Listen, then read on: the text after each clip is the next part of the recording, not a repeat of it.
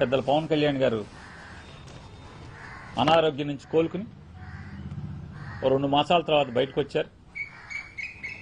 వారు వచ్చినందుకు తప్పేం లేదు, కానీ తప్పేం లేదు, కోలుకున్నారు, వచ్చారు, అందరికీ ఆనందం. వారు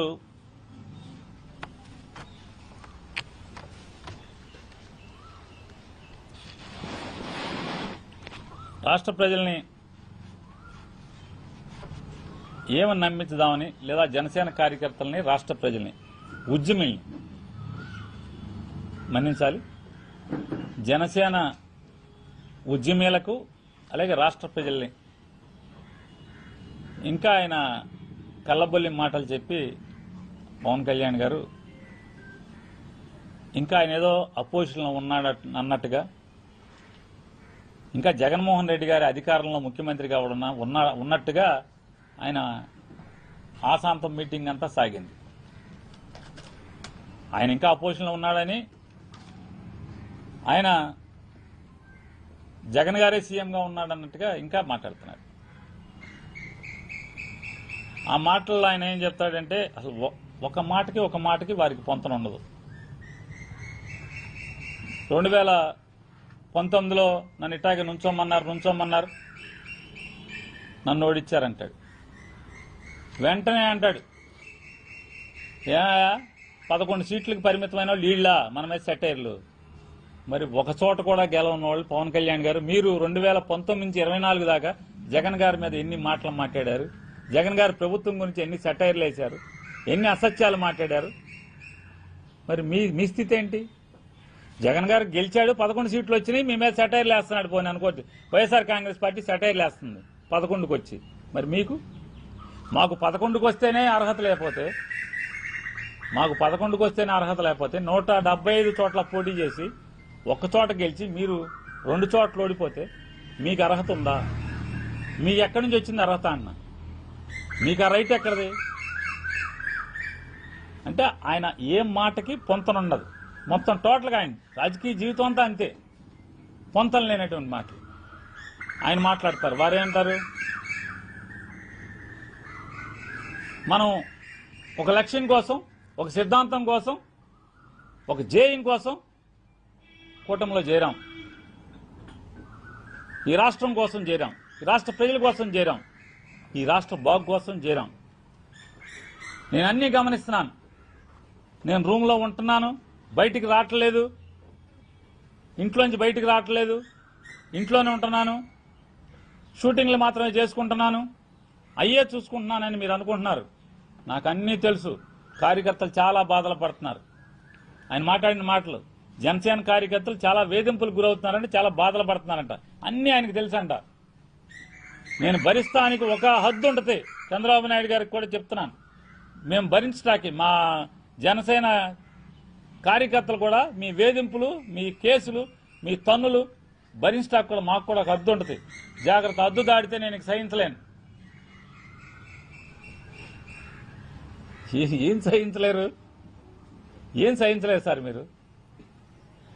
మా ఊళ్ళో కాయ కష్టం చేసి, చెమట వచ్చి రూపాయి పోగేసి సొంత స్థలం కొనుక్కుని, సొంత స్థలం ఇల్లు కడితే లంచాలు ఇవ్వలేదని మీ జనసేన కార్యకర్తకు ఒకటి ఇల్లు బద్దలు కొడితే, పచ్చని ఇల్లు బద్దలు కొడితే, కట్టిన తెల్లారే బద్దలు కొడితే ఏమయ్యారు? ఎక్కడి నుంచి మాట్లాడారు మీరు? కనీసం కుల రవీంద్రకి ఫోన్ చేసి, బుద్ధి లేదా నీకు, అసలు ఇల్లు కొడతామంటే పచ్చని ఇల్లు, బుద్ధి లేదా అని చెప్పని అడిగారా మీరు? అంటున్నారు. ఎంతమంది కార్యకర్తలను తంతున్నారు, కీళ్ళెర కొడుతున్నారు, ముఖం బగల కొడుతున్నారు, ఇంటికి వెళ్ళి కాళ్ళు పట్టించుకుంటున్నారు. ఎక్కడ స్పందించారు సార్? లేదు కదా. కాకపోతే మీరు మీ ఇష్టం అది. కాకపోతే మీరు ప్రజలకు కూడా మీ మాట ఓన్లీ 4 గోడల మధ్య తలుపేసి ఎవరికి చూపించకుండా మీరు మాట్లాడుకుంటే ఎవరికి అభ్యంతరం లేదు. ప్రజలకు చూపిస్తున్నారు కదా మీరు, మీరు మాటలన్నీ కూడా. మరి మన కళ్ళ ముందేమో, సమాజం కళ్ళ ముందేమో ఈ రకంగా జనసేన వాళ్ళకి మామూలుగా ఎన్ని బాధలు, ఎన్ని నిజంగా వాళ్ళ జగన్ గారి గవర్నమెంట్ లో కూడా జనసేన వాళ్ళకి బాధలు లేవు. ఈ బాధలు లేవు అసలు. కానీ ఇవాళ పగోడికి కూడా అవుతుంది. నిజంగా జనసేన కార్యకర్తలు పడుతున్నటువంటి బాధలు, వేధింపులు, మానసిక అసలు ఆ బాధ మామూలు బాధ కాదు, అది పగోడికి కూడా రాకూడదు. మరి ఏమీ తెల్లనట్టు నేను ఊరుకోనంటారు. మరి ఇవన్నీ ఎప్పటికి? ఇంకా ఈ 5 ఏళ్ళు, ఇంకా 3 ఏళ్ళు ఉంది. 3 ఏళ్ళు కూడా అప్పటికి తీస్తారా మీరు? సంతోషం మాకేంది, అది మీ ఇంటర్నల్ ఇష్యూ అనుకోండి, మీరు చూసుకోండి. ఇక ఆయన చెప్తారు, ఏమంటారు, మనం వెళ్ళి ప్రచారం, మహారాష్ట్ర వెళ్ళి ప్రచారం చేసి వస్తే 95% స్ట్రైక్ రేట్, మనం వెళ్ళిన చోట 95% గెలిచిందని చెప్తున్నారు. ఇక్కడ 100% స్ట్రైక్ రేట్ అని చెప్పారు. వారు ఇంకోటి కూడా చెప్పారు, మీలో ఆయన మాట్లాడింది, కార్యకర్తల ఉద్యమీలారా, మీలో సత్తు ఉంటే, సరుకు ఉంటే మీరు ఎదగాలి, మీరు నాయకత్వం, మీరు నాకెందుకైనా కుదరదు, మీరు బాగా ఎదగాలి, ఎమ్మెల్యేలు అవ్వాలి. 100% స్ట్రైక్ రేట్. అప్పుడు ఎవడాడు ఎమ్మెల్యేలు మీ దగ్గర గెలిచింది? నుంచున్నది ఎవడాడు? ఏనాడన్నా జెండా మోసారా? జనసేన జెండా ఇప్పుడు మోసారా? ఎవరికి ఇచ్చారండి మీరు టికెట్లు? ఎవరాళ్ళు? చంద్రబాబు నాయుడు గారు మేడలో ఈ జనసేనను బోర్డు వేసి పంపిస్తే గబగబా అని తీసుకెళ్లి నుంచోబెట్టుకున్నటువంటి మీరు కార్యకర్తల గురించి, ఉద్యమీల గురించి ఎదగండి, మీరు పెంచుతానని చెప్పి మీరు మాట్లాడతారు. తప్పేం లేదు, మీ ఇష్టం, అది మీ పార్టీ మీ ఇష్టం అనుకో. అది మీరు దాన్ని బయటకు వదిలేరు కాబట్టి చూసిన ప్రజలుగా మాట్లాడతాం. ఇంకోటి కూడా చెప్తారు మీరు అర్థం కాక. ఏంటంటే మీరేమంటారు, సీజ్ ద షిప్ అన్నాను, ఉప ముఖ్యమంత్రి మీరు సీజ్ ద షిప్ అన్నాను అంటే ముందు ఆయన ఆ మంత్రి కూర్చున్నట్టున్నాడు, కన్సర్న్ సీజ్, ఆ షిప్ మంత్రి సీజ్ మంత్రి కూర్చున్నట్టున్నారు. 2 మంత్రులు ఉన్నారు కదా, 2 మంత్రులు, ఒక ఆయన సీజు, ఒక ఆయన షిప్, ఒకళ్ళని అడుగుతున్నట్టున్నాడు. ఎన్నాళ్ళు ఆపగలిగాం మనం అంటే 4 రోజులు 5 రోజుల 4 రోజులు 5 రోజులు కూడా ఆపలేకపోయాం, అంతకు మించి మనం ఆ షిప్ని. అంటే నారా చంద్రబాబు నాయుడు గారి ప్రభుత్వంలో ఈ రాష్ట్ర ఉప ముఖ్యమంత్రి సీజ్ ద షిప్ అని చెప్పని అక్రమ బియ్యాన్ని సీజ్ చేయిస్తే 4-5 రోజులు కూడా ఉప ముఖ్యమంత్రి దాన్ని నిలబెట్టలేకపోయానని సాక్షాత్తు జనసేన ఉద్యమీల దగ్గర ఆయన బాధ చెప్పుకున్నాడు. ఆయన 4-5 రోజుల నుంచి ఆపలేకపోయాను నేనని చెప్పని. అంటే చిత్ర విచిత్రాలు చూడండి. ఆయన ఏం చెప్పారు 2019లో, అవ్వాయి చెప్పులు వేసుకుని అసెంబ్లీకి తీసుకెళ్తామే నా లక్ష్యం, నా జయం అన్నారు. ఈ అవ్వాయి చెప్పులు వాళ్ళందరూ ఏమైపోయారు? ఎక్కడున్నారు వాళ్ళందరూ? కనీసం ఉద్యమీల్లో ఒకడన్నా అవ్వాయి చెప్పుడు ఉన్నాడా సార్? మీ జన సైనికుడు అవ్వాయి చెప్పు జన సైనికుడు ఎవడన్నా ఒక్కడన్నా ఉద్యమీల్లో ఎవడన్నా ఉన్నాడా? సరే మీ ఇంటర్నల్ విషయం అనుకోండి, కాకపోతే మీరు మైకులు బయటికి చెప్పారు కాబట్టి విన్నాం కాబట్టి అడుగుతూ ఉంటాం, ఏం తప్పదు కదా. మీరు ఇంకో మాట మాట్లాడారు, నన్ను చెవులో జోరీగలాగా ఓకే 24లో విడిగా పోటీ చేసి ఉండాల్సింది, 24లో విడిగా పోటీ చేసి ఉండాల్సింది. నాకు మెసేజ్లు పెడుతున్నారు, ఊళ్ళో పెళ్లి అయితే ఏదో పాపం నీ శ్రేయోభిలాషులు సార్, వాళ్ళు మీ శ్రేయోభిలాషులే కదా, మీకు మెసేజ్ పెట్టేది ఎవరు? మీరంటే పడి చచ్చేవాళ్ళు మీ శ్రేయోభిలాషులు. వాళ్ళందరినీ ఊళ్ళో పెళ్లి అయితే ఎవడికో ఆడావిడని అంటారు వారిని. అంటే మిమ్మల్ని ప్రేమించే వాళ్ళని కూడా మీరు ఊళ్ళో పెళ్లి అయితే అదేదో కింద మీరు అంటున్నారు. సరే మీ ఇష్టం, మిమ్మల్ని ప్రేమించే వాళ్ళు మీ ఇష్టం, అంటారా, తంతారా, తిట్టుకుంటారా, మీ ఇష్టం, మీదనుకోండి. మళ్ళీ ఏం చెప్తారు మీరు మీ ఉద్యమీలకి? నేను జైలుకి వెళ్ళాను, నారా చంద్రబాబు నాయుడు గారు చూడంగానే జైలు నుంచి పలకరించి బయటికి రాగానే నాకు రోడ్డు కనపడింది. అప్పుడు దాకా బీజేపీని అడుగుతాను, నాకు రోడ్ మ్యాప్ ఇవ్వండి అని వాళ్ళు ఇవ్వలేకపోతున్నారు.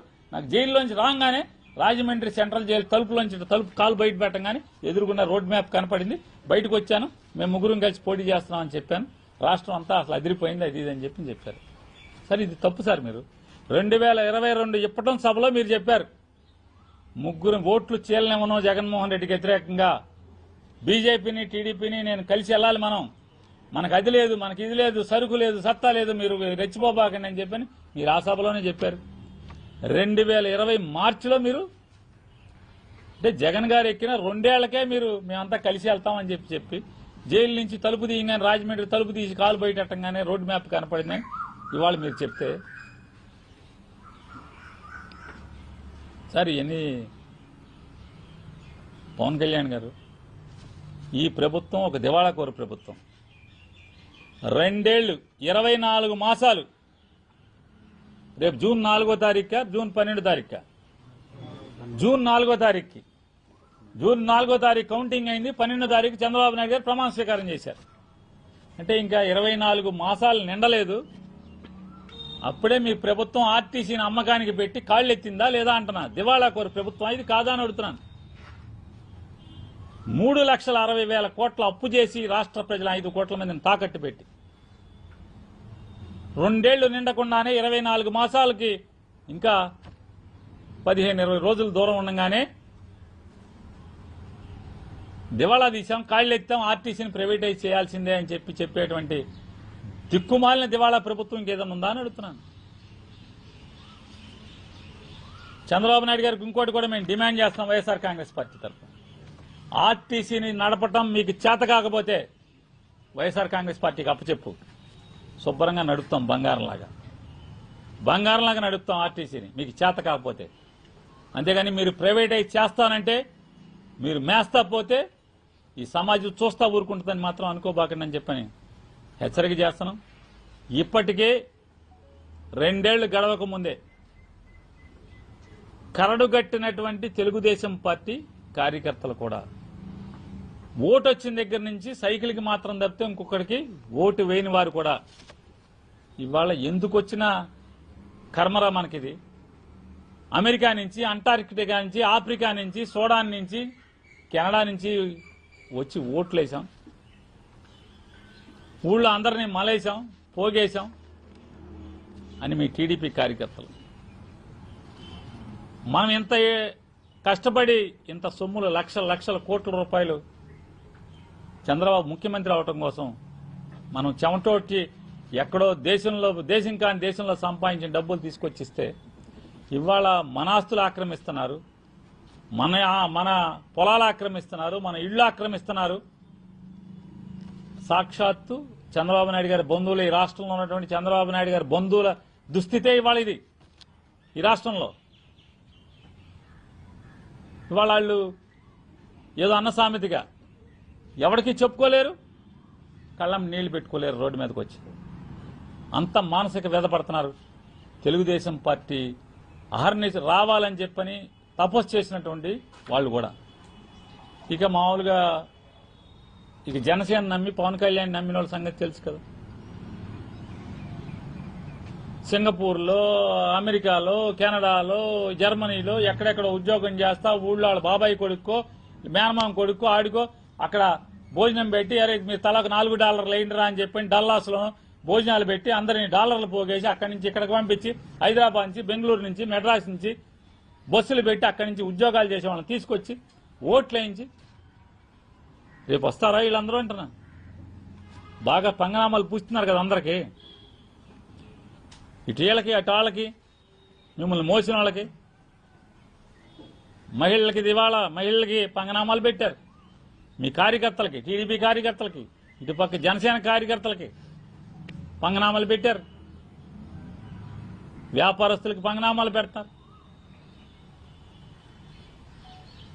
ఏం జరుగుతుంది ఈ రాష్ట్రంలో?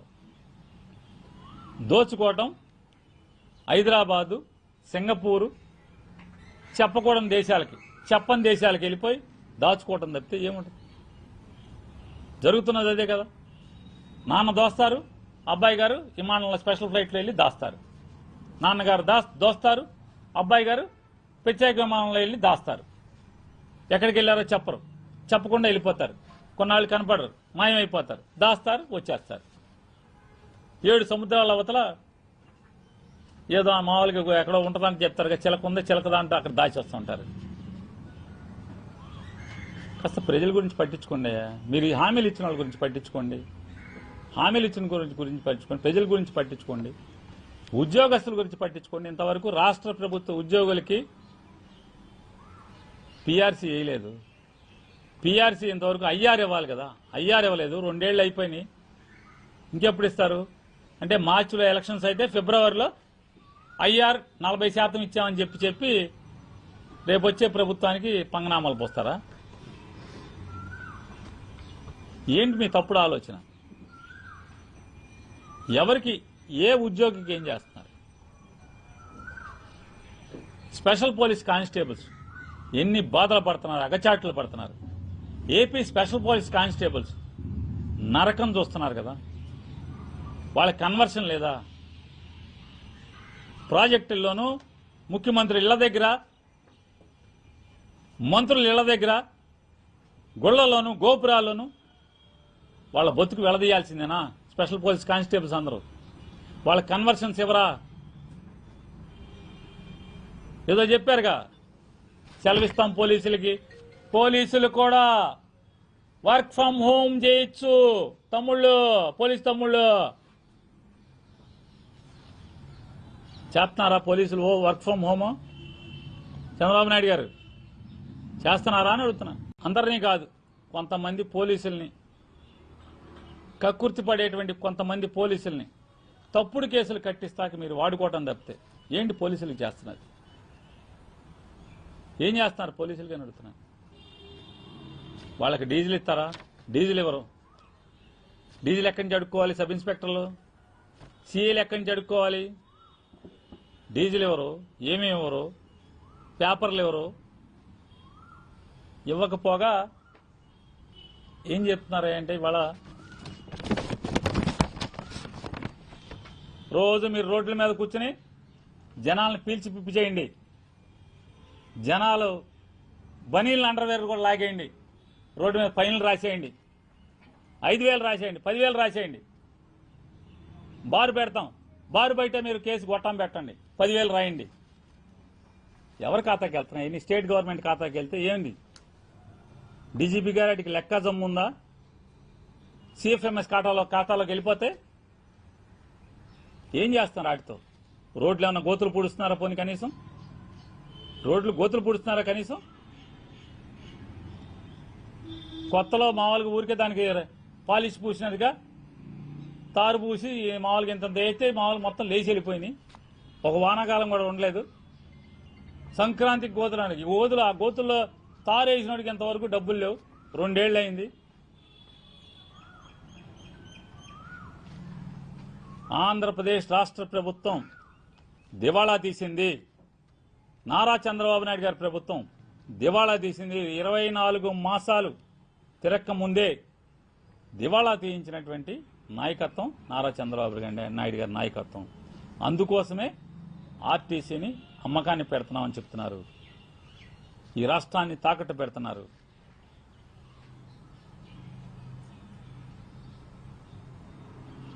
రాబోయే 3 సంవత్సరాలు పాలించే అర్హత నారా చంద్రబాబు నాయుడు గారి ప్రభుత్వానికి లేదు. తక్షణమే తప్పుకోమని డిమాండ్ చేస్తాం.